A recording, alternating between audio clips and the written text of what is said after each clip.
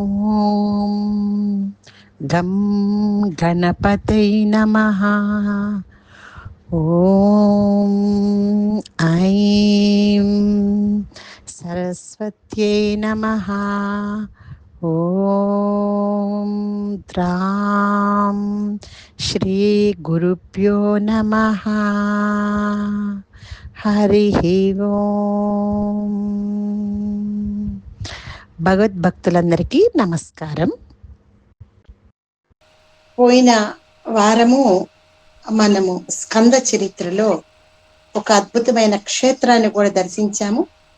హేమకూట పర్వతానికి దగ్గరగా మహేంద్రపురి వద్ద తారకాసురుడి యొక్క సమకాలీకుడైనటువంటి సూరపద్ముడు అనేటటువంటి రాక్షసుడు ఎదుర్కోవటానికి తన యొక్క దేవసేనను కుమారస్వామి, బాలస్వామి, బాలసుబ్రహ్మణ్య స్వామి అక్కడ మోహరింప చేసుకొని వారు కొంతకాలము తిరుచెందూర్ అనేటటువంటి, అంటే శ్రీచందపురము అంటారు, దాన్ని శ్రీచందనపురి అంటారు, ఆ క్షేత్రములో వారు కొంతకాలము విడిదిని ఏర్పాటు చేసుకొని ఉన్నారు అనేటటువంటి అంశాన్ని తెలుసుకున్నాము. ఇప్పటికీ తమిళనాడులో మనకి 6 దివ్య క్షేత్రాల్లో 2వ ముఖ్యమైన దివ్య క్షేత్రంగా అది విలసిల్లుతూ ఉంది.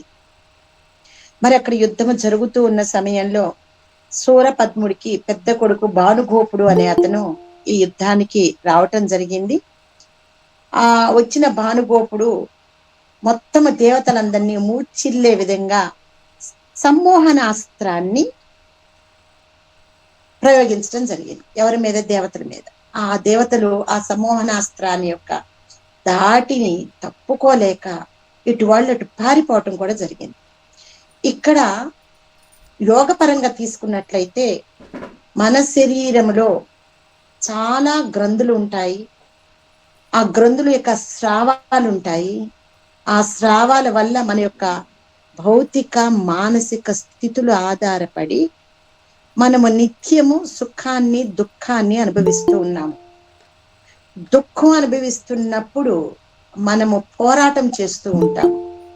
సుఖాన్ని అనుభవిస్తున్నప్పుడు ఆనందాన్ని కానీ లేదా సంతోషాన్ని కానీ ఒక స్థాయికి మించి మనం అనుభవిస్తూ ఉంటాము. ఇవన్నీ కూడాను పురాణ కథల రూపంలో మనకి తెలియచెప్పటానికి మన ఋషీశ్వరులు ఒక మానవుడి యొక్క స్థితిని మహనీయుడుగా, మహత్తు కలిగినటువంటి, మహత్యము కలిగినటువంటి పరమాత్మ స్వరూపముగా తెలుసుకోవటానికి ఏ మానవలోకం భూలోకం అయితే ఉందో అది ఒక విడిది ప్రాంతమని గుర్తు చేయటానికి ఇన్ని పురాణాల రూపంలో, కథల రూపంలో చెప్పటం జరిగింది. కనుక ఒక కథని కథలా కాకుండా వింటున్న వారందరూ కూడా ఎవరి యోచనను అనుసరించి దాన్ని అన్వయ రచన చేసుకోవటానికి ప్రయత్నం చేయండి. తదుపరి ఆ అయ్యవారి అమ్మవారి ఇచ్చిన అవకాశాన్ని బట్టి ఈ అక్షర ప్రసాదంలో నిగూఢమైనటువంటి స్థితిని మీకు అందించడం జరుగుతుంది. ఇక్కడ సూరపద్ముడు అన్నాను అంటే మనల్ని ఏవైనా రాక్షస తత్వాలు ఆవహించి ఉన్నప్పుడు అవి ఎలా మొలకెత్తుతాయి అంటే ఒక రేకు తీస్తే ఇంకొక రేకు విచ్చుకున్నట్లు, ఒక రేకు తీస్తే ఇంకొక రేకు విచ్చుకున్నట్లు ఒక వ్యామోహానికి లోబడిపోయి కూడా మనం ప్రవర్తిస్తూ ఉంటాం.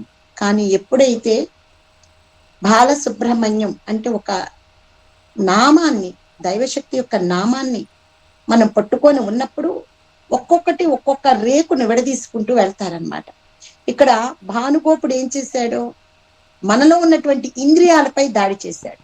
ఒక రకంగా చెప్పాలంటే ఇది ఒక మన యుద్ధం, మన మానసిక శారీరక యుద్ధం గురించి ఇక్కడ చెప్పబడుతుంది. ఆ ఇంద్రియాల్లో అధిపతి ఎవరు అంటే ఇంద్రదేవుడు. ఈ ఇంద్రియాలన్నిటికీ అధిపతి ఇంద్రదేవుడు. ఈ ఇంద్రదేవుడిని కూడా, ఆ ఇంద్రియాధిపతిని కూడా ఆధీనంలో ఉంచుకునే శక్తి ఏమిటంటే కుండలిని శక్తి. ఇప్పుడు ఆ కుండలిని శక్తి రూపంలో ఉన్నటువంటి మన బాలసుబ్రహ్మణ్యుడు మన శరీరంలో ఉన్నటువంటి రాక్షస సంతతిని ఏ విధంగా నిర్మూలన చేస్తున్నాడో అంచుల వారీగా తెలుసుకున్నాం. సాధకుడు ఒక్కొక్క రోజు, మొదటి రోజు, రెండో రోజు, మూడో రోజు సాధనలోకి అడుగు పెడుతూ ఉన్నప్పుడు ఎటువంటి పరిస్థితులు మనకి ఎదురవుతూ ఉంటాయి, వాటిని ఏ విధముగా తప్పించుకోవాలి. ఇప్పుడు మనకి ఎదురైనటువంటి పరిస్థితి ఏమిటంటే సమ్మోహనాస్త్రం వేయబడ్డది. ఎవరి ద్వారా? భానుగుప్తుడి ద్వారా భానుగోపుడు ద్వారా. ఈ భానుగోపుడు ఎప్పుడైతే సమ్మోహనాస్త్రాన్ని ఆ విడుదల చేశాడో, ఇంద్రియాలన్నీ కూడా, అంటే ఇంద్ర దేవతలతో ఉన్నటువంటి ఈ దేవతా శక్తులన్నీ కూడా పారిపోయినాయి. మేము ఏమీ చేయలేం మహాప్రభు అంటూ బాలసుబ్రహ్మణ్య స్వామి దగ్గరికి దేవతలందరూ పరిగెత్తినప్పుడు స్వామి కూడా సమ్మోహనాస్త్రాన్ని ఇంకొంచెం యొక్క శక్తిని పెంచి ప్రయోగించడం జరిగింది.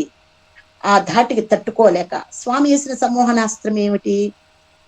భక్తితో కూడిన ఆశీర్వాద బల సమ్మోహనాస్త్రం వేశాడు.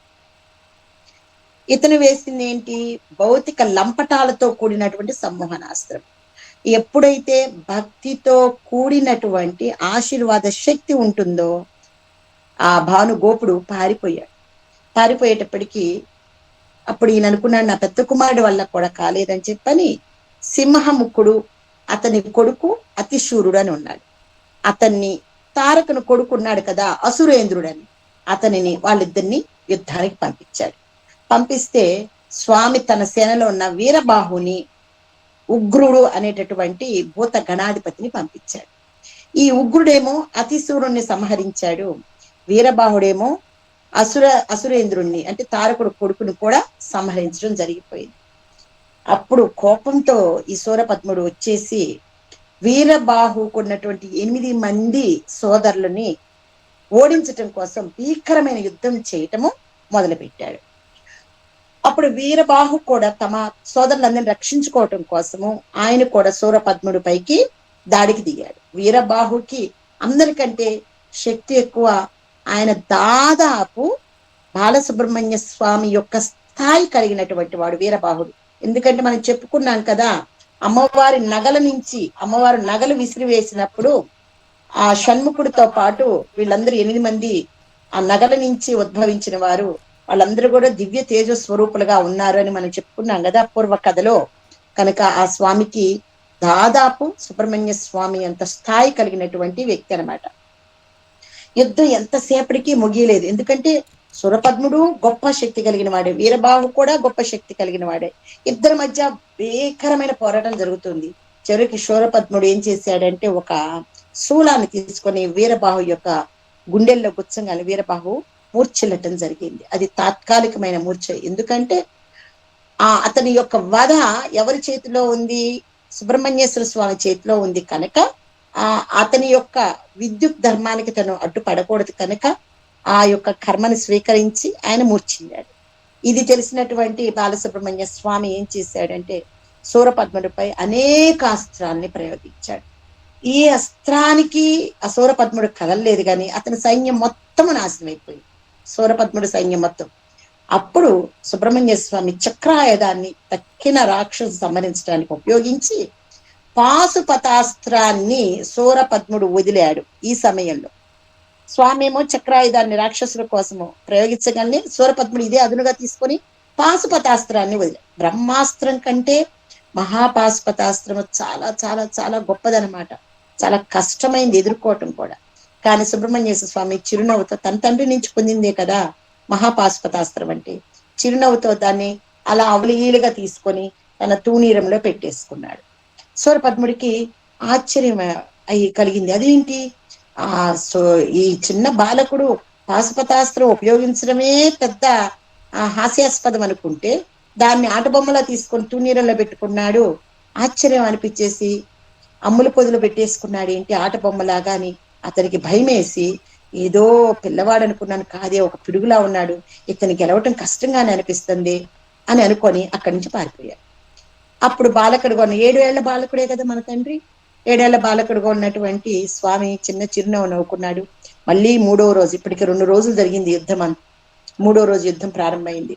ఈసారి భానుగోపుడు ఇందా పారిపోయాడు కదా, సమ్మోహనాస్త్రము అతను వేయటం జరిగింది. 2వ సమ్మోహనాస్త్రము స్వామి నుంచి వచ్చింది, పారిపోయాడు కదా. ఈసారి బలగాన్నంతా కూడగట్టుకొని మళ్ళీ యుద్ధానికి వచ్చాడు. యుద్ధానికి వచ్చి మోహనాస్త్రాన్ని వేశాడు. ఈసారి ఆ మోహనాస్త్రానికి మళ్ళీ దేవతలందరూ మూర్ఛిల్లిపోయారు. స్పృహ తప్పిని దేవతలందరినీ ఎత్తి సముద్రంలో వేసేసాడు. అప్పుడు అయ్యో ఇలా జరిగిపోయింది అని ఎవరో ఒకళ్ళో ఇద్దరు తప్పించుకుంటారు కదా, వాళ్ళందరూ వెళ్ళి స్వామికి చెప్పగలే. స్వామి నవ్వుతూ తన శూలాయుధం ఉంది కదా, వేలాయుధం అంటారు కదా, దాన్ని ఒక్కసారి సంధిస్తూ ఈ వేలాయుధం అసురులపై ఉన్న వాళ్ళందరినీ సంహరించి తదుపరి నువ్వు వెళ్ళి దేవతలందరినీ సముద్రం నుంచి భూమి మీదకి తీసుకురా అని ఆజ్ఞాపిస్తాడు. అప్పుడు ఆ వేలాయుధము అసురులందరినీ సంహరించి ఎవరిని తీసుకుని వచ్చింది, భూమి మీదకి దేవతలందరినీ తీసుకురావడం జరిగింది. అంతటితో ఆ రోజు యుద్ధం అయిపోయింది. మళ్ళీ 4వ రోజు మొదలైంది. 4వ రోజు హిరణ్యుడు అగ్నిముఖుడు అనేటటువంటి వాళ్ళిద్దరూ వచ్చారు. సింహముఖుడు యొక్క కొడుకు అయిపోయాడు, సింహముఖుడు అయిపోయారు. ఇప్పుడు వచ్చిన అతను ఎవరు, హిరణ్యుడు. మనం చెప్పుకున్నాం కదా, తారకాసురుడితో పాటు వాళ్ళు కూడా ఒక 8 మంది ఉన్నారనమాట. వాళ్ళు ఒక్కొక్కళ్ళు యుద్ధంలోకి వస్తూ ఉన్నారు. అంటే మన శరీరములో, మన మనసులో కూడాను పుంఖానుపుంఖాలుగా వాంఛలు వస్తూ ఉంటాయి. మన శరీరము కూడా సోమర్తనానికి, ఈర్ష్యకి, కోపానికి, రాగానికి, ద్వేషానికి, మోహానికి, ఇలా ఏదో ఒక దానికి లొంగిపోతూనే ఉంటుందన్నమాట. అప్పుడు నిత్యం మన శరీరంలో యుద్ధం జరుగుతూనే ఉంటుంది. ఎవరికి, దేవదానవులకి, అంటే మంచికి చెడుకు మధ్య జరుగుతూ ఉంటుంది. అదే విధంగా ఇప్పుడు ఎవరు వచ్చారు, అగ్నిముఖుడు హిరణ్యుడు వచ్చాడు. అగ్నిముఖుడు కాళీ ఉపాసకుడు, మహాకాళిని అతను ఉపాసన చేసిన వ్యక్తి గనక విచిత్రంగా అతను కాళీ మంత్రం జరిగి నుంచోగానే అమ్మవారు వచ్చే అతని పక్షాన, రాక్షసు పక్షా నుండి దేవతలపై వైపు పోరాటం ప్రారంభించింది. ఆ సమయంలో వీరబాహు వెళ్ళి అమ్మవారి ముందు నుంచున్నాడు. నుంచోగానే ఏం జరిగింది, వీరబాహును చూడగానే, ఎందుకంటే కాళీమాత యొక్క శివ అంశ, శక్తి కాళీమాత అయితే శివ అంశ ఎవరు, వీరబాహు. ఆయన చూడగానే అమ్మ చిన్న చిరునవ్వు నవ్వి, మీకే విజయం సిద్ధిస్తుంది, నేను ఉపక్రమిస్తున్నానని ఆ శక్తి, వీరబాహు శక్తి ఎదురుగా రాగలే ఆ శక్తి ఆయనలో విలీనమైపోయి వెళ్ళిపోయింది. అప్పుడు సాధారణంగా ఏం జరుగుతుంది, శక్తి పోయింది కనుక అగ్నిముఖుడు వీరబాహు చేతిలో మరణించడం జరిగింది. అగ్నిముఖుడి మరణ వార్త విన్నటువంటి సూరపద్ముడు తక్కిన కొడుకులందరూ వెళ్ళి వాళ్ళందరూ కూడా యుద్ధం చేసి వీరమరణం పొందారు. ఎందుకు ఈ యుద్ధం గురించి చెప్పుకోవాల్సి వస్తుంది, ఒక స్కంద చరిత్రలో స్వామి యొక్క గుణగణాలన్నా మనము చర్చించుకుంటున్నాము, లేదా అతని యొక్క తపస్సన్నా చర్చించుకుంటున్నాము, లేదా దేవతలకు సహాయంగా ఉండి అతని పోరాటాన్నన్నా చర్చించుకుంటున్నాము, లేదా అతని యొక్క కళ్యాణ ఘట్టాలు చర్చించుకుంటున్నాము. అథవా ఇవన్నీ కాక అతను విడిది చేసినటువంటి ప్రదేశాలు క్షేత్రాలుగా ఎలా అభివృద్ధి చెందినాయి, అక్కడ ఉన్నటువంటి భక్తులు వారిని కొలవటం ద్వారా ఎటువంటి ఉన్నత స్థితులు, సౌఖ్యాలు లేదా ముక్తి మార్గాల్ని పొందారు. రకరకాల అంచులు ఉంటాయి కదా భక్తుల్లో, ఆ విధంగా పొందారనేది తెలుసుకుంటున్నాం. ఎందుకు ఈ విధంగానే తెలుసుకోవాలి, ఒక చరిత్రని ఇలా వినటం వల్ల మనమేమి పొందుతున్నాము, కారణం ఏంటి, ఇలా చరిత్రని తెలుసుకొని మనము తదుపరి ఏమి చేయాలి, ఎలా ఉండాలి, దేన్ని స్వీకరించాలి, మన క్షేత్రమైనటువంటి శరీరాన్ని ఏ విధంగా సాధనలోనికి మలుపు తిప్పాలి, ఇవన్నీ మనకి తెలియాలి అంటే సత్సాంగత్యంలో ఇలాంటి చరిత్రలని, పురాణాలని అనేక పర్యాయాలు మననం చేసుకోవటం వల్ల, సత్సాంగత్య గోష్ఠి వల్ల, ఒకే స్కంద చరిత్రని 10 మంది నోటి ద్వారా వినటం వల్ల వారి యొక్క ఉపాసనా స్థాయిని బట్టి, అంటే ఇప్పుడు ఈ దేహం చెప్పినటువంటి ఉపాసన స్థాయిని బట్టి ఇక్కడ అన్వయ రచన ఉంటుంది, ఇంకో దేహం చెప్పే ఉపాసన స్థాయిని బట్టి ఇంకొక అన్వయ రచన ఉంటుంది.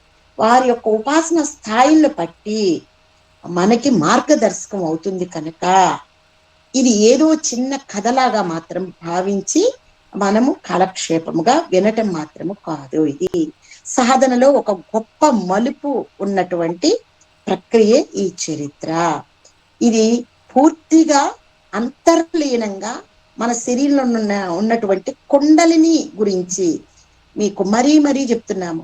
7 సంవత్సరాల బాలుడు అని చెప్పారు. ఇప్పటికైనా మనందరికి చిన్న ఒక సూచన, ఒకటి మన మార్గం కనుక్కోవడం చెప్పారు. మనలో ఏ చక్రాలు ఉంటాయి అంటారు, షట్చక్రాలు ఉంటాయి అంటారు. షట్చక్రాలు దాటిన తర్వాత 7వ చక్రం ఒకటి సహస్రారం పైన తిరుగుతూ ఉంటుంది.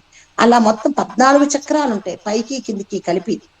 7 చక్రాలనే మనం అధ్యయనం చేస్తాం అనమాట.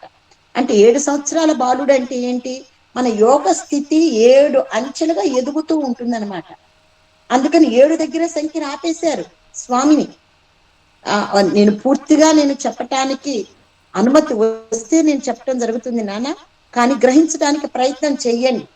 మనము ఎవరితో పోరాడుతున్నాము, ఒక పేరులో కానీ అక్కడున్న మనం సంభాషిస్తున్న అంశంలో కానీ అది పూర్తిగా మన మోక్ష మార్గానికి అవకాశం ఇచ్చే ఘట్టాలే వస్తుంది.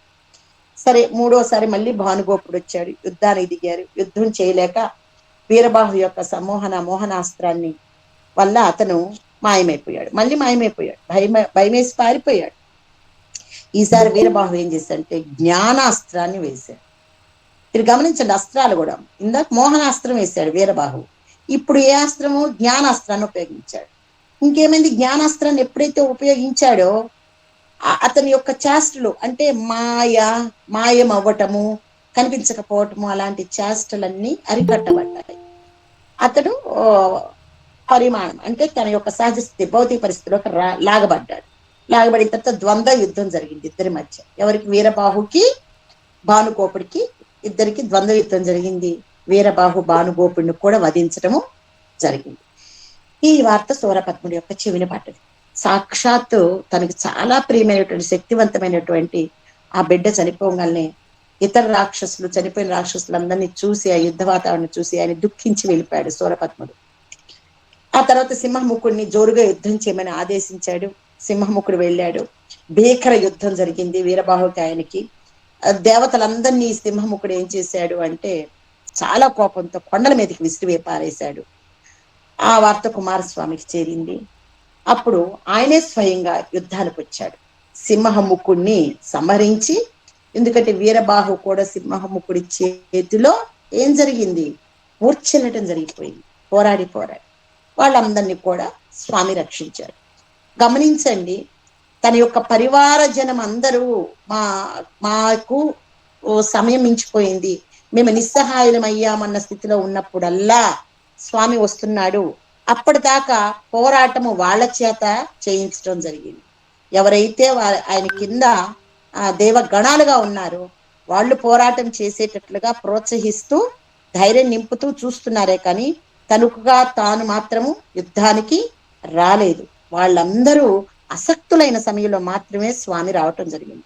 ఇక్కడ అందరూ గమనించండి, అస్త్రాలు వేరు, శస్త్రాలు వేరు. శస్త్రము అంటే భౌతికంగా దానికి ఒక ఆకారం ఉంటుంది. అస్త్రము అంటే మంత్రముతో ఉపయోగించే వాటిని అస్త్రాలు అంటారు. అంటే మనం అంటాం ఏంటి, వాక్ అస్త్రం వదిలేవుగా అంటారు. అంటే నీ నోటి నుంచి పదునైన మాట వదిలేవుగా అంటారు. వెనకటి రోజుల్లో ప్రతి ఒక్క మాటకి చాలా విలువైన సమాచారం ఉంది. అలాగే ఇక్కడ మనము పరిశీలిస్తుంటే అస్త్రాలు మాత్రమే చెప్పబడుతూ ఉన్నాయి. అంటే మానసిక సంకల్పం ద్వారా మంత్రంతో విడుదల కాబడినటువంటివి ఈ అస్త్రాలు ప్రయోగించడం జరుగుతుంది. ఇప్పుడు ఇంకా అందరూ మరణించారు, సూరపద్ముడు ఒక్కడే మిగిలిపోయాడు. విచిత్రము, ఆయన క్రింద ఎన్ని రాజ్యాలు ఉన్నాయో తెలుసా? 1008 లోకాలకి ప్రభువు సూరపద్ముడు. అలాంటి వ్యక్తి రాక్షసులందరూ మాయమైపోయారు, తన బంధు పరివారం అంతా వెళ్ళిపోయారు, ఒక్కడే శూన్యంగా మిగిలిపోయాడు. ఏంటండి 1001 లోకాలకు ప్రభువు అంటే? ఎవరి లోకం వాళ్ళకు ఉంటది అంటాం. చీమది చీమలోకం, కుక్కది కుక్కలోకం, బల్లిది బల్లి లోకము, మనది మన లోకము. మనలో కూడా మన ఇంట్లో 10 మంది లేదా నలుగురు ఉంటే ఇద్దరిది చెరొక లోకం. సరే, ఇప్పుడైతే ఈ రోజుల్లో అందరు కలిపి ఒకటే లోకం, సెల్లు లోకం అనుకోండి. మనం కూడా ఆ సెల్లులోనే ఉన్నాము. అది అది అది ఒక్కటి మాత్రం మాధ్యమం ఒక్కటయింది, కానీ ఇక్కడ కూడా మళ్ళీ లోకాలు వేరవుతూ ఉంటాయి. అంటే ఒక దుర్లక్షణానికి, ఒక రాక్షస ప్రవృత్తికి లోకాలు ఎక్కువ. అంటే మంచి లక్షణాలు ఉన్న వాళ్ళకి కేవలము 7 లోకాలే ఉన్నాయి, 7 లోకాలే ఉన్నాయి. ఆ 7 లోకాల్లో కూడా ఉన్నతమైనటువంటి అద్భుతమైన లోకము హిరణ్య లోకము, అంటే బ్రహ్మ ఉన్నది, బ్రహ్మలోకము, విష్ణులోకము అంటే కైలాసము, వైకుంఠము, ఆ చివరిది మణిద్వీపము అలా అనుకుంటున్నానండి. అవి చెప్పుకోవటానికి ఒక 7 ఉన్నాయి. కానీ రాక్షస ప్రవృత్తి కలిగిన ఇతనికి ఎన్ని లోకాలు ఉన్నాయి? 1008 లోకాలు ఉన్నాయి. ఆయన తను ఉన్న స్థానం నుంచి వచ్చి కుమారస్వామితో తలపట్టానికి ఎదురుగా నుంచున్నాడు. అలా నుంచున్న వెంటనే వీరబాహు ఇతర దేవతలు సూరపద్ముడి మీదకి ఇంకయ్యో ఒంటరిగా ఉన్నాడు కదా అని చెప్పి వీళ్ళందరూ విజృంభించేశారు. విజృంభించేస్తే తను తన తల్లి ద్వారా, అతని తల్లి పేరు మాయ, కొన్ని విద్యలు నేర్చుకున్నాడు, గుప్త విద్యలు. ఆ విద్యలన్నిటిని ప్రదర్శించాడు. అవి ప్రదర్శించడం వల్ల మరణించిన రాక్షసులందరినీ బ్రతికించేశాడు. అంటే ఇతను ముందు ఆ పంచేయిల చివరికి ఎవరు మిగలకుండా వెళ్ళిపోయిన తర్వాత మాత్రమే తల్లి ద్వారా నేర్చుకున్నటువంటి విద్యను ఉపయోగించి చనిపోయిన రాక్షసులందరినీ బ్రతికించుకోవటం జరిగింది. అంటే తను చివరాస్త్రంగా ఉపయోగించాడు. ఇంకొకటి కూడా ఇక్కడ మనందరం గమనించాలి. తల్లి బోధించినటువంటి మంచి విషయం, కువిషయాలు కాదు, అంటే చెడ్డ విషయాలు కాదు, మంచి విషయం బిడ్డలకు బోధించినది ఎప్పుడైనా సరే బిడ్డలకు అది అస్త్రంలాగా పనిచేస్తుంది. జీవితకాలం అస్త్రంగా పనిచేస్తుంది, బలంగా పనిచేస్తుంది. దేవత ఇచ్చిన ఆశీర్వాదం కన్నా, గురువులు ఇచ్చిన ఆశీర్వాదం కన్నా కూడా తల్లి ఇచ్చినటువంటి యోచన, నేర్పిన విద్య అస్త్రం అనేది ప్రతి బిడ్డకి చాలా బలంగా పనిచేస్తుంది.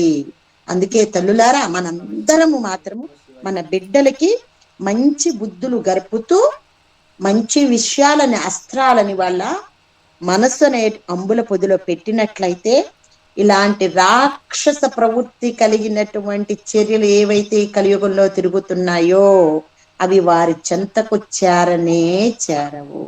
భక్తి బీజాన్ని నాటి తన శక్తిని, శరీర ధర్మాన్ని తెలుసుకునే విధంగా మనం ప్రోత్సహించినట్లయితే, ముందు మనకి తెలియాలి అసలు ఈ శరీరం ఏంటి, ఏం చెప్తోంది, ఎన్ని తత్వాలు ఉన్నాయి, నేను ఎందుకు ఈ గమనంలోకి ఉన్నాను, ఇంకొక వ్యక్తి ఇంకో గమనంలో ఉండటానికి కారణం ఏమిటి, ఈ యోచన అనేది తల్లికి గనక తెలిస్తే, బిడ్డకి అది నేర్పగలిగినట్లయితే అతను ఎక్కడున్నా, తల్లికి ఎంత దూరంలో ఉన్నా కూడా తను తల్లి ఇచ్చినటువంటి ఆ మంచి అస్త్రాల ఫలితంగా అద్భుతమైన స్థితిలో ఉండటం జరుగుతుంది. చూడండి, ఎంత కోల్పోయినా కూడా మళ్ళీ తిరిగి అందరిని బ్రతికించాడు కదా.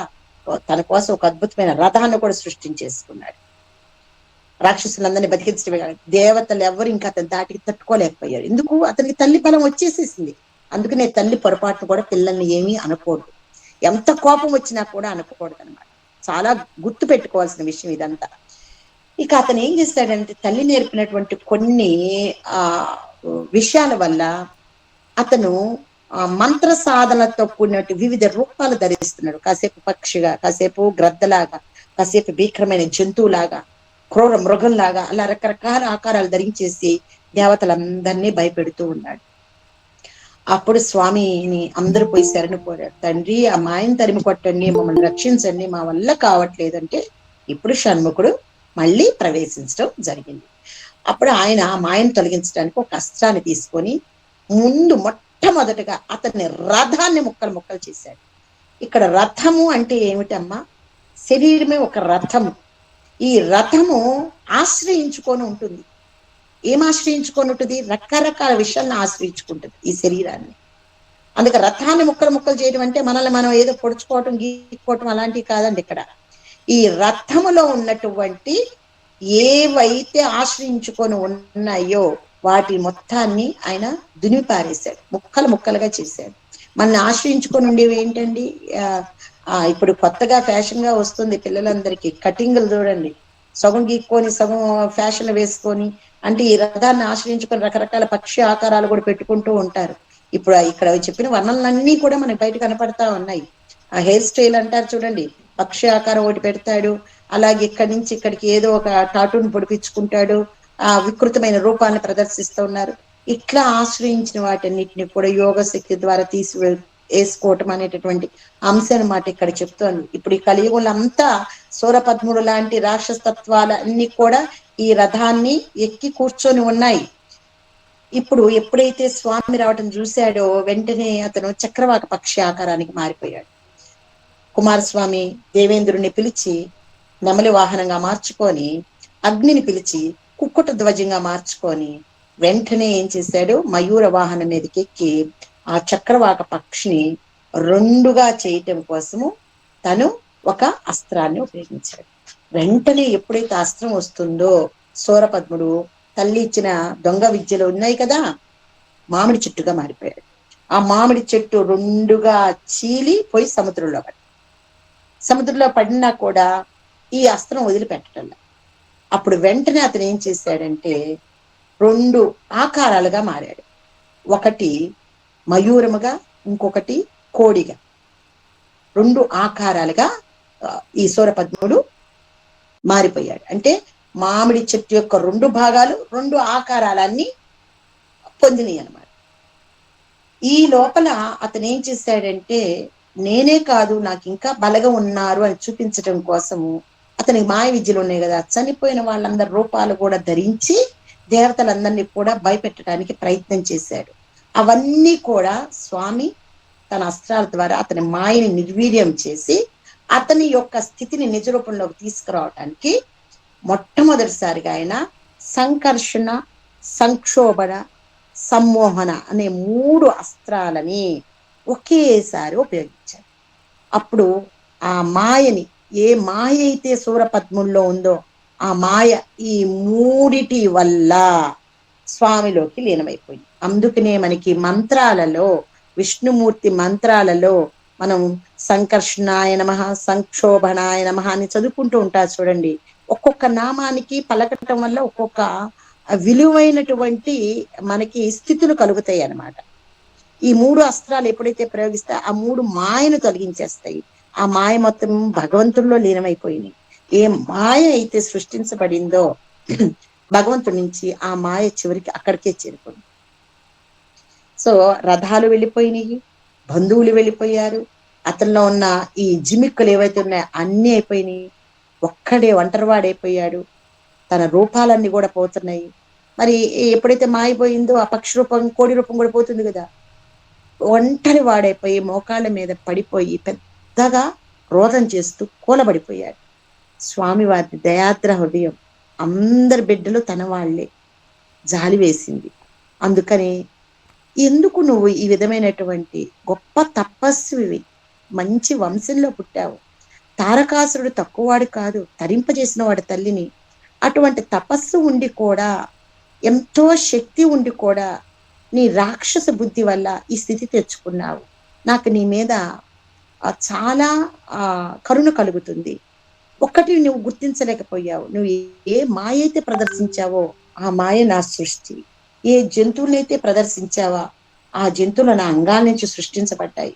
అది ఎందుకు తెలుసుకోలేకపోయావు అని శాశ్వతము, సత్యము అయినటువంటి, దివ్యమైనటువంటి ఒక స్థితి నాది నీకు చూపెడతాను, నువ్వు గ్రహించుకో అని విశ్వరూపాన్ని ప్రదర్శించాడు కుమారస్వామి. చతుర్దశ భువనాలు, బ్రహ్మాండాలు, సమస్త దేవతలు కలిగినటువంటి తన విశ్వరూపాన్ని ఎవరికి? సూరపద్ముడికి చూపించాడు. చూపిస్తే సూరపద్ముడు అన్నాడు, నా అంధత్వం వల్ల, నా రాక్షసత్వం వల్ల మీ యొక్క దివ్య శక్తిని నేను చూడలేకపోతున్నాను.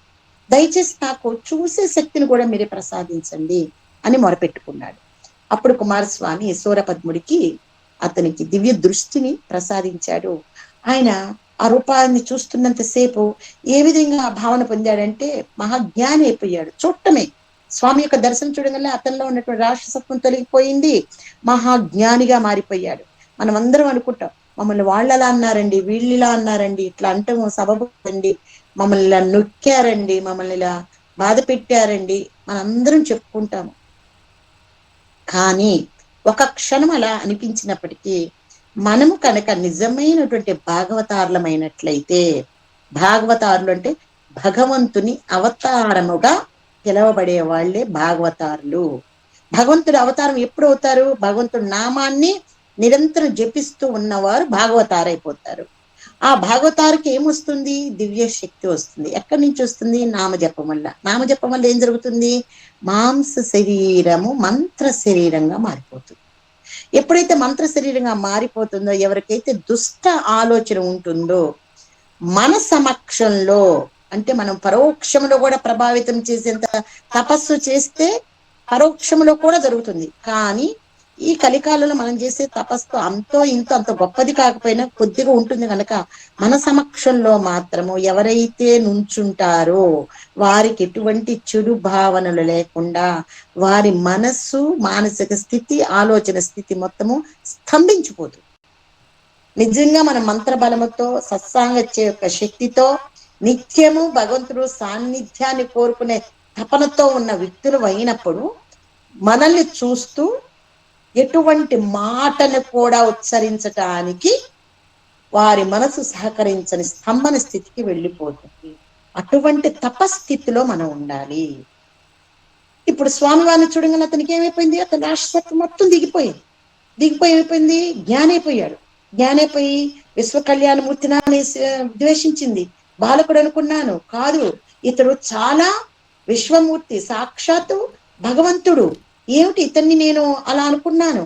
ఎంత తపస్సు చేసినా ఎవరికైతే అందడో అటువంటి మహాశక్తి పూర్వ జన్మలో చేసిన నా పూర్వీకుల తపస్యేమో నాకు తెలియదు, కానీ ఈ జన్మలో నేను చేసిన ఒక్క ఫలితానికి నాకు ఇతని విశ్వరూపం ఇచ్చాడు.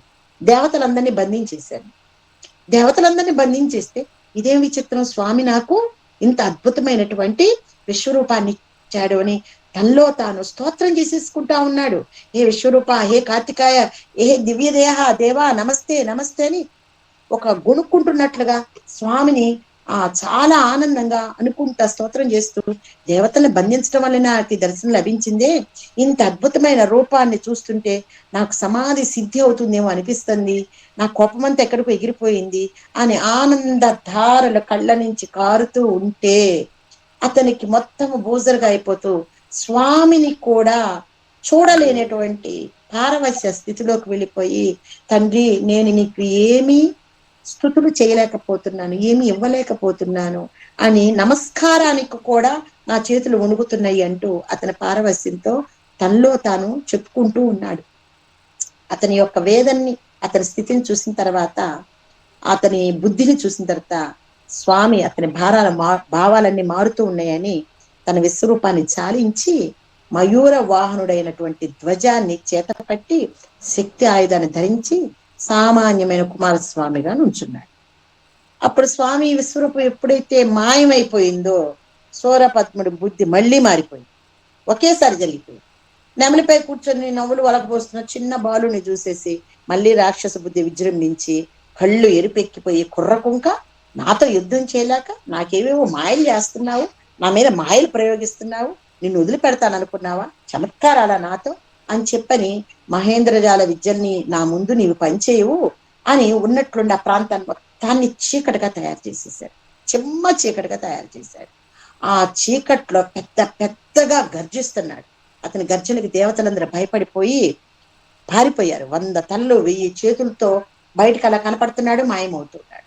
ఈ దేవతలేమో రాక్షస రూపాన్ని చూడలేక పారిపోయారు. స్వామి మాత్రం నవ్వుతూ చిద్విలాసంగా అలానే కూర్చున్నాడు. ఆయనకు అనిపించింది, ఇతనికి ఎంత విశ్వరూపము చూయించినా, ఎన్ని చమత్కారాలు చూయించినా మళ్ళీ తిరిగి అతను అదే మాయలోకి వెళుతూ ఉంటాడు. అప్పుడప్పుడు అనుకుంటూ ఉంటాం మనము, అరే మనం ఎంత మంచి చేసినా, ఎంత మంచిగా వాళ్ళ కోసం ప్రయత్నం చేసినా, వీళ్ళ ముందు ఎన్ని చమత్కారాలు కలిగినా కూడా మళ్ళీ తిరిగి ఎందుకు వీళ్ళు ఈ విధంగా ప్రవర్తిస్తున్నారే అని మనం అనుకుంటాం. కానీ స్వామి అలా అనుకోలే. చిన్న చిరునవ్వు నవ్వాడు. నవ్వి కూర్చొని చిద్విలాసంగా చూస్తుంటే అందరూ కలిసి, ఏంటి స్వామి మీరు ఆ విధంగా నవ్వుకుంటూ కూర్చుంటారు, అతను చీకట్లో ఉండి ఆ విధంగా భయపెడుతున్నాడు, మీరు ఎట్లయినా సరే అతన్ని సంహరించి మమ్మల్ని విముక్తులు చేయండి, తారకాసురుడి బాధ తగ్గిపోయింది కదంటే ఇతని బాధ ఎక్కువైపోయింది మాకని దేవతలందరూ శరణు వేడారు. అప్పుడు స్వామి సూరపద్ముడి యొక్క హృదయాన్ని తన శక్తి ఆయుధంతో చీల్చి మళ్ళీ అతను 2 చెప్పాను కదా ఇందాక, ఆ మాయ రూపంలో ఉన్నప్పుడు మామిడి చెట్టుగా మారాడు. ఆ మామిడి చెట్టు 2 రూపాలను సంతరించుకుంది. ఏమిటి, ఒకటి నెమలి, ఒకటి కోడి రూపంగా మారింది. ఆ 2 కూడా సముద్రంలో విసిరివేయబడ్డాయి అన్నాం కదా. ఆ విధంగా విసిరివేయబడ్డ అతని రూపాన్ని స్వామి అతన్ని ఉద్ధరించడం కోసమై ఏం చేశాడు, తన వాహనాలుగా మార్చుకున్నాడు. నెమలినేమో తన వాహనం చేసుకున్నాడు, కోడినేమో కుక్కుట ధ్వజంగా చేసుకున్నాడు అతన్ని ఉద్ధరించడం కోసం. మరి అతనికి ఎందుకు అంత అనుగ్రహం కలిగింది? స్వామి అసూరపద్ముడు ఇంత రాక్షసుడైనా కూడా ఎందుకు అంత అనుగ్రహం కలిగింది అంటే, స్వామి ఒక శబ్దాన్ని వెలువరించాడు. వెంటనే, ఓ శూరపద్మ, నీకు ఎటువంటి కోపమైతే ఉందో ఆ కోపాన్ని నువ్వు గనక త్యజించి నా పాదాలను ఆశ్రయించు, నువ్వు ఆశ్రయిస్తే నువ్వు ఈ పూర్వం ఏ రూపాన్ని అయితే పొందావో ఆ రూపాలు సద్గతిని సాధిస్తాయి అని ఒక్క పదాన్ని ఉచ్చరించాడు. వెంటనే ఆయన ఆ నెమలి కోడి ఆకారంలో ఉన్న శూరపద్ముడి చెవులో పడంగానే అతడు తన కోపాన్ని, వత్సతనాన్ని, ఈర్ష్య, ద్వేషం, రాక్షసత్వాన్ని వదిలిపెట్టి స్వామి యొక్క పాదాల దగ్గర వాలటం జరిగింది. అలా జరిగింది కనుక, శరణాగతి పొందాడు కనుకనే, స్వామి పాదాల చెంతకు వెళ్ళాడు కనుకనే స్వామి శూరపద్ముడి యొక్క ఆ అంశాలని తన వాహనంగా, తన ధ్వజంగా తీసుకోవటం జరిగింది. ఇప్పటికి స్వామికి 3 మయూర వాహనాలు, 3 కుక్కుట ధ్వజాలు ఉన్నాయి. ఒకటి తల్లి తండ్రి ద్వారా పొందింది, రెండోది ఇందాక ఇంద్రుడు అగ్నిని పిలిచి యుద్ధం అప్పుడు తెచ్చుకున్నాడు ఒక మయూరాన్ని, కుక్కుట ధ్వజాన్ని. ఇప్పుడు మూడోది సూరపద్ముడి యొక్క దేహానికి. మిగతా రెండింటిని వదిలేశాడు స్వామి. శాశ్వతంగా సూరపద్ముడి యొక్క దేహాన్ని, సొగభాగాన్ని నెమలి వాహనంగా, సొగభాగాన్ని తన కుక్కుట ధ్వజంగా చేసుకున్నాడు. ఆ కుక్కుట ధ్వజము ఇప్పుడు మనం స్వామి వారి యొక్క చెంత చూస్తుంది సూరపద్ముడి యొక్క దేహ భాగాలని. ఆ అంతలో స్వామి యొక్క మరొక వాహము త్యాగము వచ్చింది. త్యాగం అంటే ఏంటో తెలుసండి, మేక. మేక పిల్ల కూడా ఆ సందర్భంలో ఇంకొక వాహనం అంట స్వామి వారికి, కుమారస్వామి వారికి, అది కూడా అక్కడ వచ్చింది. అప్పుడు ఈ మయూర వాహనము, కుక్కుటము, త్యాగము, మరి ఇదంతా ఇక్కడ సముద్ర ప్రాంతంలో కూడా జరిగింది కదా. సముద్రము, సముద్ర తీర ప్రాంతము, ఈ అందరూ కలిసి ఒక చోట పరివేష్టితమై ఉండగా దేవతలందరూ వాటన్నిటిని కలిపి ప్రార్థన చేసుకున్నారు. అది శంకర భగవత్పాదులు మనకి ఆ ప్రార్థనని చక్కగా చెప్పారు. ఏమిటి? నమః కేశినే శక్తయే చాపి తుభ్యం, నమశ్చాగ తుభ్యం, నమః కుక్కుటాయ, నమః సింధవే సింధు దేశాయ తుభ్యం, పునఃస్కందమూర్తే నమస్తే నమోస్తు. అంటే ఇక్కడ శక్తి ఆయుధాన్ని, మయూరాన్ని, కుక్కుట ధ్వజాన్ని, సముద్రాన్ని, సింధు అంటే సముద్రం, సముద్రాన్ని, సముద్ర తీర ప్రాంతాన్ని మొత్తముతో పరివేష్టితమైనటువంటి ఓ స్కంద దేవా నీకు మా నమస్కారాలని శంకర భగవత్పాదులు తన శ్లోక రూపంలో మనకి ఈ మొత్తము అంశాన్ని 4 లైన్లో పెట్టి మనకి ఇవ్వటం జరిగింది. ఇది జరుగుతూ ఉంది. మరి సూరపద్ముడికి భార్య అంటూ ఉంటుంది కదా, ఆవిడ వచ్చింది, పద్మకోమల ఆవిడ. తట్టుకోలేక విపరీతంగా ఏడుస్తూ స్వామివారి దగ్గరికి వచ్చింది. అయ్యా తండ్రి, ఈ విధంగా ఇచ్చావు ఏంటి, నా భర్త వెళ్ళిపోయాడని బాధపడుతూ ఉంది. ఈ లోపల స్వామి మహేంద్రపురికి వెళ్లి వీరబాహుని పిలిచి జయంతుణ్ణి చరణించి, మరి ఇంద్రుడి యొక్క కొడుకు జయంతుడు చెరపట్టి ఉన్నాడు కదా, అతను విడిపించుకురమ్మని చెప్పాడు. మహేంద్రపురి నుంచి జయంతుడిని విడిపించి కుమారస్వామి వద్దకు తీసుకురావడం జరిగింది. కుమారస్వామి వరుణదేవుణ్ణి పిలిచేసి ఇక ఎవరి శేషము లేకుండా మహేంద్రపురం మొత్తాన్ని జలమయం చేయమని చెప్పాడు. మొత్తం జలమయం అయిపోయింది. అంటే వరదలు వస్తున్నాయి అంటారు చూడండి, మన కర్మలే మనకు వరదలు, ఊరికే రావు. ఏ ఉత్పాతాలు వచ్చినా మంచివాళ్ళు, చెడ్డవాళ్ళు, వీళ్ళతో స్నేహం చేసిన వాళ్ళు, వాళ్ళతో ఉన్నవాళ్ళు అందరూ వెళ్ళిపోవాల్సిందే. మేము చాలా పురాణ పురుషులండి, నేను చాలా ప్రవచనాలు చెప్పానండి, నిత్యం నేను వాటిలో ఉంటానండి, ఐ చదువుతానండి, ఈ చదువుతానండి అంటే ఉపయోగం లేదు. ఎన్ని చదివినా మన పరిసర ప్రాంతాల్లో ఉన్నటువంటి యొక్క ఏ శక్తి శాతం ఎక్కువ ఉంటుందో ఆ ప్రభావమే మన మీద ఉంటుంది. కాకపోతే ఒకంత మనకి తేలికగా ఉత్క్రమణ ఉంటుంది. ఆ కూడనిటువంటి మాటలతో ఉన్న వాళ్ళకి ఉత్క్రమణ చాలా భయంకరంగా ఉంటుంది. తేడా అది మాత్రం ఉంటుంది. ప్రయత్నం అయితే మనందరం చేయాల్సిందే. కుమార, దేవతలందరూ నిన్ను అర్చించాలనుకుంటున్నారు, మీరు ఇంత గొప్పదైనటువంటి మాకు అవకాశాన్ని ఇచ్చారు అని చెప్పి ఇంద్రుడు వచ్చి కుమారస్వామిని అర్థించాడనమాట. మీరు ఎక్కడైనా సరే కాసేపు విశ్రమించినట్లయితే దేవతందరూ వచ్చి మీకు ఒక్కసారి, మనం అనుకుంటాం కదా సమావేశం ఏర్పరచుకున్నాము, మనం అందరం కలిసి ఒక్కసారి కృతజ్ఞతలు తెలుపుకుందాము అని చిన్న చిన్న విషయాలకే భౌతికమైన వ్యక్తులకి మనం చాలా ముఖ్యమైన వేదిక వేసి, పీట వేసి సత్కారాలు, సన్మానాలు చేస్తాం కదా, ఆ విధంగా దేవతలందరూ కలిసి స్వామిని వేడుకున్నారు. అప్పుడు స్వామి ఏం చేశారంటే హేమకూటం నుంచి ఇప్పుడు ఇప్పుడు ఇక్కడ ఉన్నది ఎక్కడ, మన తమిళనాడులో ఉంది సెంథిల్, సెంథిల్ అనేటటువంటి క్షేత్రానికి వచ్చి అక్కడ శివలింగాన్ని ప్రతిష్ఠించి ఆ లింగాన్ని అర్చించి అక్కడి నుంచి మధురకి దగ్గరలో ఉన్నటువంటి తిరుప్పరం కుండ్రం, తిరుప్పరం కుండ్రం అనే క్షేత్రానికి వచ్చాడు. అక్కడ బ్రహ్మ, విష్ణువు, ఇంద్రుడు మొదలైన దేవతలందరూ కూడా ఆ తిరుప్పరం కుండ్రంకి రావటం జరిగింది. అక్కడ ఒక అద్భుతం కూడా ఉంటదమ్మా. కుమారస్వామి అవతరణ సమయంలో పార్వతీదేవి ఆ స్వామివారితో పాటు ఆమె సన్యం నుంచి పాలు కిందకి జారిపోతుంటే పరాశరు మహర్షికి 6 కొడుకులు ఉంటారు. వాళ్ళు ఏం చేస్తారంటే అమ్మవారి స్తన్యం పాలు తీసుకోవటం వల్ల వాళ్ళు శాపాన్ని పొంది ఉంటారు. ఆ శాపం నుంచి విముక్తులు అవుతారు. వాళ్ళందరూ వెళ్ళి ఈ కొండపైన తపస్సు చేశారు. వాళ్ళు ఇప్పటికీ సూక్ష్మ రూపం అక్కడే ఉన్నారు. తిరుపరం కుండ్రం, తిరుపరం కుండ్రం తపోభూమి అనమాట. అలా వాళ్ళు తపస్సు చేస్తున్న వాళ్ళు కుమారస్వామిని చూసి వెంటనే తపస్సు వివరించి, ఎందుకంటే ఆయన సాక్షాత్ శివుడు అంశ కదా, అక్కడికి ఆనందంతో లేచి నుంచున్నారు. వెంటనే దేవశిల్పి వచ్చాడు. అక్కడ పరాశర మహర్షి కుమారులందరూ కలిసి దివ్యమైనటువంటి ఒక దేవాలయం నిర్మించారు. అంటే ఇప్పుడు సునీత సందర్శించింది ఎవరి దేవాలయాన్ని అంటే పరాశర మహర్షి కుమారులు నిర్మించినటువంటి దేవాలయాన్ని సందర్శించి వచ్చిందనమాట. అంటే ఎప్పుడో దేవతల కాలంలో ఉన్నటువంటి దేవాలయం అది. అందుకనే ఎప్పుడైనా గుర్తు పెట్టుకోండి, ఏ క్షేత్రానికి వెళ్తున్నా వీలున్నంత వరకు చెప్పులు వదిలేసి వెళ్ళిపోవాలి. చెప్పులు వద్దు. చెప్పులు లేకుండా తిరిగితే ఆ పుణ్యభూమి యొక్క తరంగాలు మన శరీరంలోనికి ప్రవేశిస్తాయి అనమాట. అది చిప్పరం కుండ్రం సంగతి చెప్తున్నాను వినండి, సందర్భం వచ్చిందంగా. తిరు అంటే ఇక్కడ శ్రీ అని, పరం అంటే గొప్పదైన అని, కుండ్రం అంటే కొండ. సూరపద్ముడి సంహారం అయిన తర్వాత కుమారస్వామి ఏం చేశారంటే, తిరుచెందూరు చెప్పుకున్నాం కదా పోయిన వారంలో మనకు, మధురైకి 4 మైళ్ళ దూరంలో ఉంది. ఈ కొండ ప్రాంతానికి వచ్చేసి ఇంద్రుడి యొక్క ప్రార్థన చేశారు కదా, ఎక్కడన్నా మీరు కాసేపు విడిది ఏర్పాటు చేసుకోండి అని. అక్కడికి వచ్చి ఉన్నప్పుడే దేవసేన వివాహం చేసుకున్నాడు. దేవసేన వివాహం వచ్చే వారం గట్టలో చెప్పుకుందాం.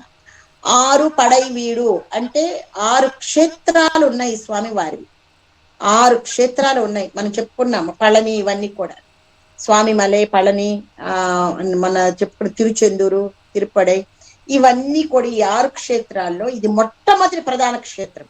ఎందుకంటే మధురైకి చాలా దగ్గరగా ఉంది. మధురలో ఉన్న అమ్మవారు ఎవరు? మధుర మీనాక్షి, సుందరేశ్వరుడు, వాళ్ళిద్దరే కదా పార్వతీ పరమేశ్వర్లు. అందుకని చాలా విశిష్టమైనటువంటి ప్రాంతం. దీన్ని తెన్పరం కుండ్రం అని కూడా అంటారు. అంటే తెన్ అంటే దక్షిణము అని, దక్షిణ కైలాసం అని కూడా పేరు దీనికి. ఈ కొండను సందర్శించిన వాళ్ళు మనం దక్షిణ కైలాసానికి వెళ్ళొచ్చినటువంటి ఆ స్థితిని పొందుతారన్నమాట. కైలాస పర్వతాన్ని సందర్శించినటువంటి, ఎందుకంటే సకల దేవీ దేవతలు కుమారస్వామి అక్కడికి రాగానే శివపార్వతులు కూడా అక్కడికి వచ్చారు. శివపార్వతితో పాటు అన్ని గణాలు కూడా వస్తాయి. అంటే కైలాసంలో ఎవరైతే ఉన్నారో వారందరూ కూడా ఆ క్షేత్రంలో ఉన్నారు. ఎంత అదృష్టమో చూడండి. మనం విడిగా అయితే బొందితో కైలాసానికి వెళ్ళి రావడం అంటే ఇదేనమ్మా.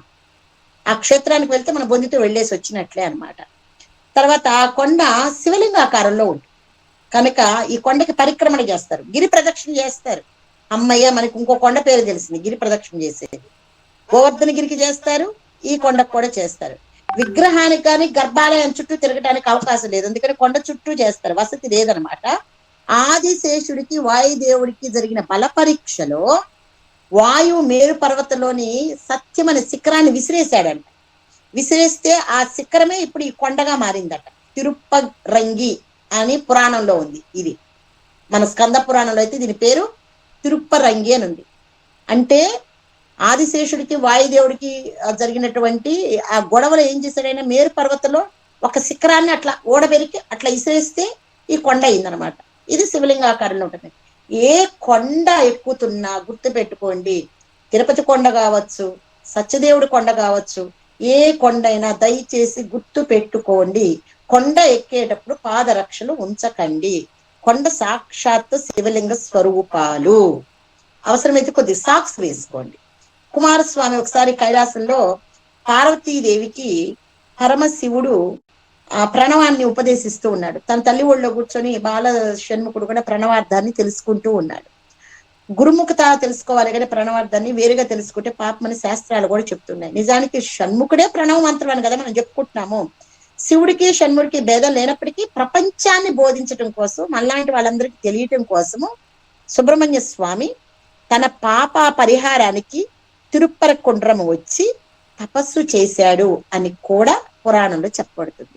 శివపార్వతులు స్వామి తపస్సు చేసిన క్షేత్రానికి వచ్చి దర్శనమిచ్చి అభయమిచ్చారట. స్వామి చేస్తున్న తపస్సుకి.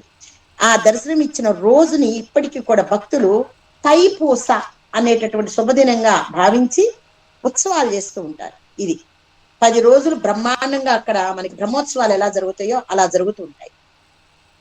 పరాశర శాపానికి గురైనటువంటి 6 పుత్రులు ఉన్నారని చెప్పాను చూడండి. 6 పుత్రులు ఏమిటంటే తప్తుడు, ఆనందుడు, నంది, చతుర్ముఖుడు, చక్రపాణి, మాలి. వీళ్ళందరూ పరాశర పుత్రులు. అసలు ఈ పరాశరుడు ఎవరు? వశిష్ఠ మహర్షికి మనవడు, శక్తికి పుత్రుడు. శక్తి మరియు తల్లి అదృశ్యంతి, శక్తి, వీళ్ళిద్దరికి పరాశరుడు పుట్టాడు. వశిష్ఠుడి కొడుకు శక్తి అన్నమాట. ఎటువంటి వంశమో చూడండి, పరాశర మహర్షి వంశము. ఈ క్షేత్రంలో తపస్సు చేసి వాళ్ళ 6 షణ్ముఖ అనుగ్రహంతో జ్ఞాన యోగాన్ని పొందారు, వాళ్ళ 6 కూడా. కనుక ఎవరైతే ఆ క్షేత్రాన్ని దర్శిస్తారో జన్మ జన్మల పాత్రగా ఉన్నటువంటి అజ్ఞానం మొత్తం తొలగిపోతుందట. ఇంకా గొప్ప విషయం ఏంటంటే, నారదముని తెలుసు కదా, ఈ క్షేత్రంలో సుబ్రహ్మణ్యేశ్వర స్వామి నుంచి ఉపదేశాన్ని పొందాడు. నారద మహాముని కూడా నారాయణ మంత్రం చేస్తూ ఉన్నాడు, అయినప్పటికీ ఉపదేశాన్ని తీసుకున్నాడు. అందుకని అక్కడ ఎప్పుడైనా ఈసారి వెళ్ళినప్పుడు చూడండి, అక్కడ నారద మహాముని యొక్క విగ్రహంలో ఉపదేశం పొందుతున్నట్టుగా చిన్న ఆకారం కూడా కనిపిస్తుంది. సూర్యచంద్రులు కూడా మనకి అక్కడ విగ్రహం దగ్గర కనిపిస్తుంది. ఎవరైనా ఆ క్షేత్రానికి వెళ్ళినప్పుడు స్వామి దగ్గర సూర్యచంద్రుల్ని నారద మహాముని ఉన్నారా లేదా చూడండి. ఆ ఉపదేశము పొందినటువంటి ఈ మాంసపు కళ్ళతో చూసినప్పుడు కనీసము చిన్నపాటి త్రసరేణువులో ఒక కాంతి కిరణమైన మన నుదుటిని తాకకపోదు.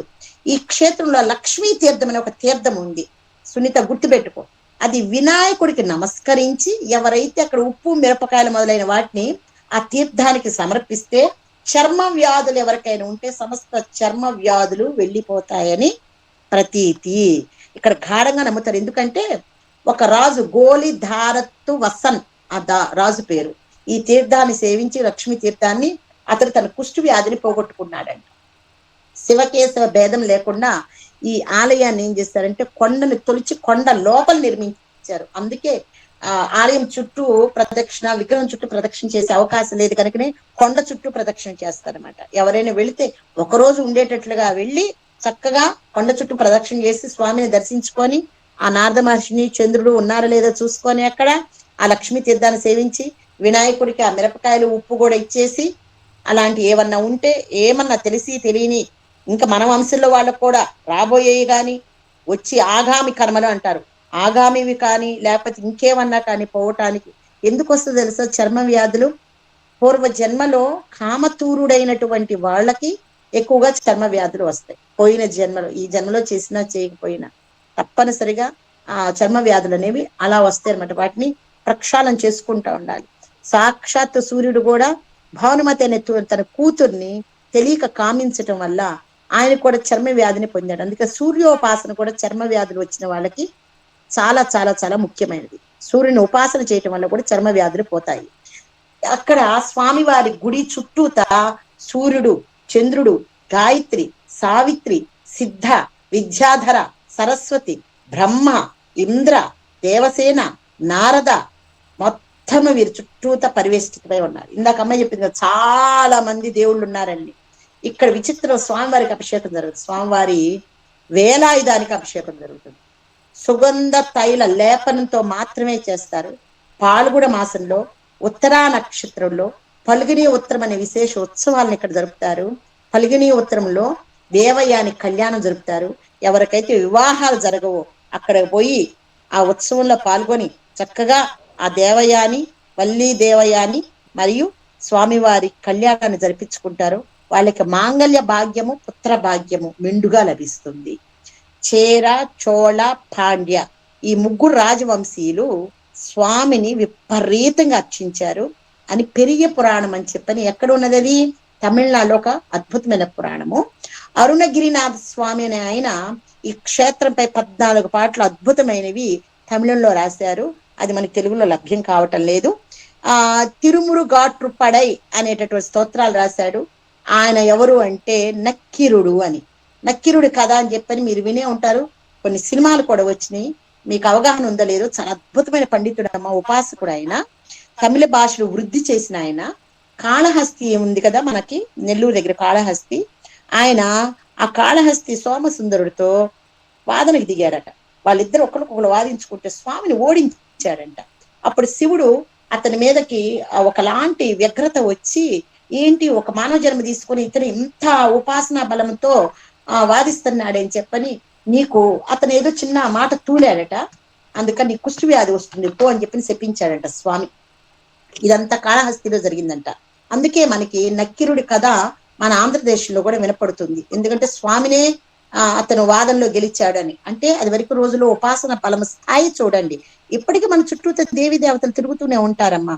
కాకపోతే మనకి బయట శబ్దాలు ఎక్కువ వింటాము, అంతర్గతంగా ప్రయాణం చేయలేకపోవటం వల్ల సూక్ష్మ స్థితిలో ఉన్న వాళ్ళ శబ్దాలు మన చెవిని పట్టాల. వాళ్ళు ముత్తుకుంటూనే ఉంటారు, అదొద్దు ఇదొద్దు, ఇది చేసుకుని ఇది జాగ్రత్త అది జాగ్రత్త అని చెప్తూ ఉంటారు.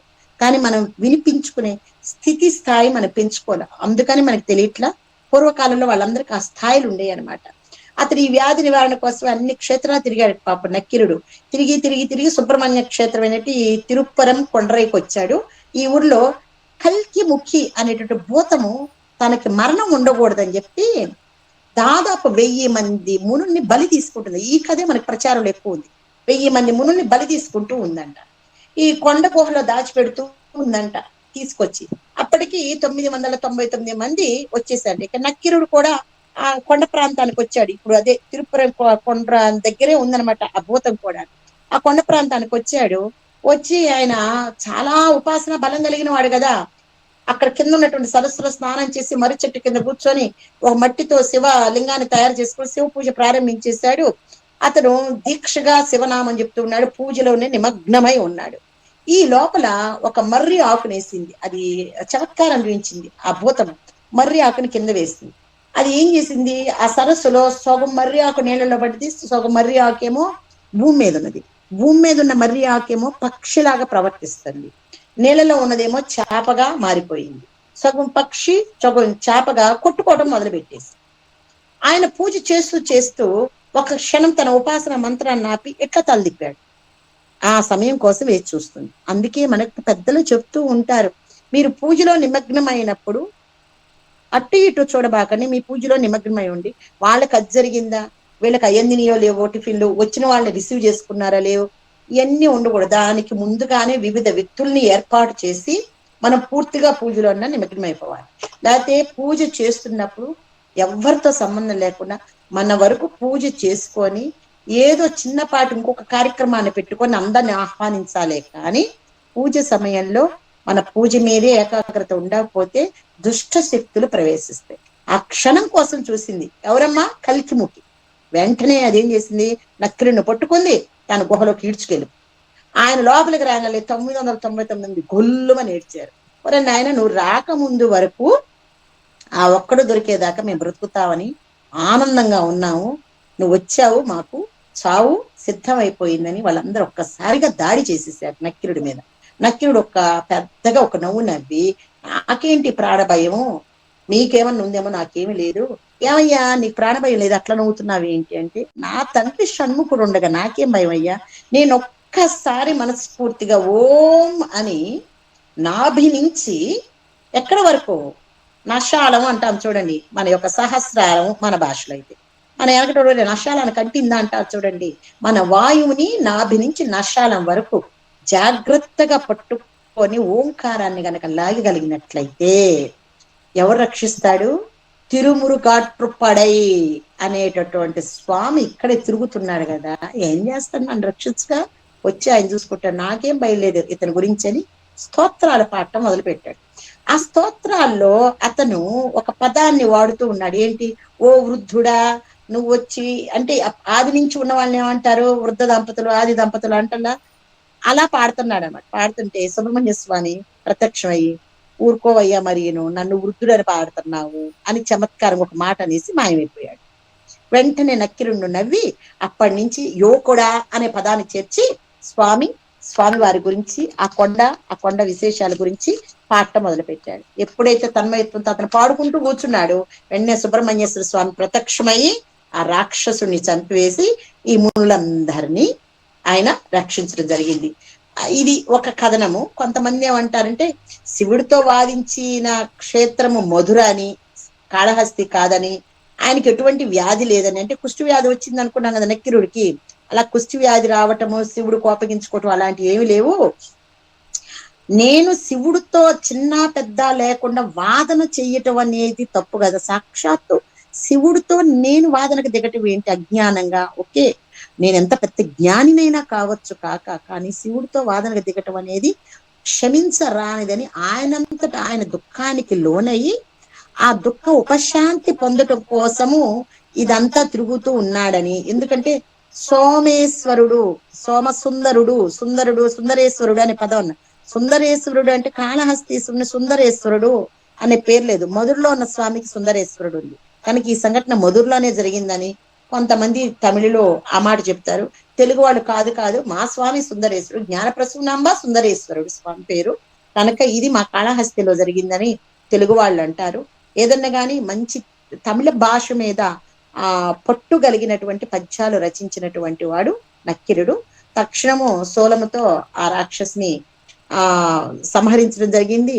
కానీ స్వామి ఏమన్నాడంటే, తండ్రి ఈ రాక్షసి నన్ను పట్టుకొని లోపలికి తీసుకొచ్చింది కదా, దానిని తాకటం వల్ల దాని పాపపు శక్తి వర్ణము ఆ కాంతి ఉంటదన్నమాట. ప్రతి ఒక్కరికి ఉంటది, మనకు కూడా. అందుకే ఆ ఉపాసకుల్ని తాకద్దు అంటారు. మనకుండే దేహకాంతి వేరు, ఉపాసకులకు ఉండే దేహకాంతి వేరు. అది తాకటం వల్ల దాని రాక్షస ప్రవృత్తి వచ్చి పాపపంకిలం అయిపోయింది. నన్ను ఏం చేయమంటావు స్వామిని ఏడవటం మొదలు పెట్టాడు నక్కిరుడు. ఎక్కడికి వెళ్తావు అంటే, నేను ఏదో కాశీకి వెళ్ళి ప్రాయశ్చిత్తాలు చేసుకొని గంగలో స్నానం చేసి వస్తాను స్వామి, నన్ను వదిలిపెట్టండి, ఇంకా నాకు చాలా బాధగా ఉంది, ఇంత నేను తపస్సు చేసుకోవడం ఉపాసన చేసి ఉపయోగం లేకుండా పోయింది అనగానే స్వామి నవ్వుతూ తన వేలాయుధంతో అక్కడ బండను కొట్టగానే గంగాజలం పైకి ఉటుకు వచ్చింది. నక్కిరుడు సంతోషంగా స్నానం చేశాడు. ఇప్పటికీ ఆ బండ, ఆ శివలింగము, ఆ నీరు అక్కడే ఉన్నాయి. నక్కిరుడిని గుహలో కాపాడినందుకు గుర్తుగా ప్రతి ఏటా భాద్రపద మాసంలో ఈ వేలాయుధాన్ని, శూలాన్ని కొండపైకి తీసుకువెళ్ళి ఉత్సవాలు జరిపి, ఉత్సవం చివరిలో వాళ్ళు ఒక అద్భుతాన్ని పొందుతారు. ఉత్సవం జరిపిన తర్వాత ఏమిటి అంటే, షణ్ముఖుడు అనుగ్రహించాడు అనటానికి ఉత్సవం అయిపోగానే చక్కటి వర్షం పడుతుందట ప్రజలపై. యజ్ఞాలు చేయనండి, యాగాలు చేయనియండి, మనం మనస్ఫూర్తిగా ఏదైనా ఒక కర్మని, సుకర్మని, మంచి పనిని చేస్తే వరుణ దేవుడు రూపంలో దేవతలు ఆశీర్వచనం ఇస్తారు. ఆ వర్షంలో తడవటానికి సంకోచించకూడదు, భయపడి లోపలి పరిగెత్తకూడదు. అవేంటి? ఆశీర్వచన జల్లులు. అవి మన శరీరాన్ని తాకితే, ఇంకితే ఆ నీరు తాకటం వల్ల మనకేమి వస్తుంది? పుణ్య ఫలం అధికంగా రెట్టింపయి, ఇంకా శేషాలు ఏమైనా పాపాలు మిగిలిపోతే మొత్తం తుడిచిపెట్టుకొని పోతాయి. అందుకని వాళ్ళందరూ కేరింతలు కొడుతూ ఉత్సవాలు చేసుకుంటారట ఆ వర్షం పడుతుంటే. ఆలయంలో భయాన్ని తొలగించే కుక్కుట ధ్వజము అతి ఎత్తులో ఇప్పటికీ ఎగురుతూ ఉంటుంది. ఈ క్షేత్రాన్ని అందరూ తప్పకుండా చూసి తరించవలసినటువంటి గొప్ప క్షేత్రము కనుక ఈరోజు మనము తిరుప్పరం కుండ్రం గురించి కూడా చెప్పుకునే అవకాశాన్ని ఆ స్వామి ఇచ్చాడు. సందర్శించినటువంటి బంగారు తల్లులు కూడా ఉండటం నాకు చాలా చాలా ఆనందంగా ఉంది. మనకు కూడా అనుగ్రహాన్ని ఇవ్వాలి సుబ్రహ్మణ్యేశ్వర స్వామిని అని కోరుకుంటున్నాము. ఆ బాలస్వామి ఎందుకో మన పిల్లలందరినీ మరి ఎందుకు ఆయన అనుగ్రహించాడు, ఈ స్కంద చరిత్ర దేనికి చెప్పించుకుంటున్నాడు అంటే మనల్ని రక్షించటం కోసమే. శూలాయుధాన్ని ఇచ్చాడు ఆయన మనకి, అవేలాయుధాన్ని ఇచ్చాడు, చక్కటి ఒక మంత్రాన్ని ఇచ్చాడు, అమ్మ పార్వతి అమ్మ చేత ఇప్పించాడు మనకి. పార్వతి అమ్మ దయవలన ఏదో 2 మాటలు మీ అందరి ముందు నేను చెప్పడానికి సాహసం చేయించాను. ఇందులో ఏమన్నా తప్పులు దొరికితే అవన్నీ నావమ్మ. ఇందులో మహత్యాలు, మహత్తులు, అద్భుతమైనటువంటి కథనా విశేష వేదన నడిచింది అంటే అది మొత్తము స్వామి వారి కరుణా కటాక్షాల వలన మాత్రమే జరిగినాయి. అది తప్పనిసరిగా అందరూ గుర్తెరిగి స్వామి ఇచ్చినటువంటి ప్రసాదాన్ని స్వీకరించి అక్షర ప్రసాదాన్ని కానీ, వేలాయుధాన్ని కానీ, ఆ మంత్రాన్ని కానీ సాధన చేసుకుంటూ రాబోయే విపత్కర పరిస్థితులన్నిటినీ అందరము ఎదుర్కోవటానికి దేవసేన నాయకుడైనటువంటి ఆయన కింద పనిచేయటానికి దేవ సైనికులుగా మారాలని కోరుతూ అస్తు. ఏతత్ సర్వం స్వామి చరణార విందార్పణమస్తు. హరి ఓం.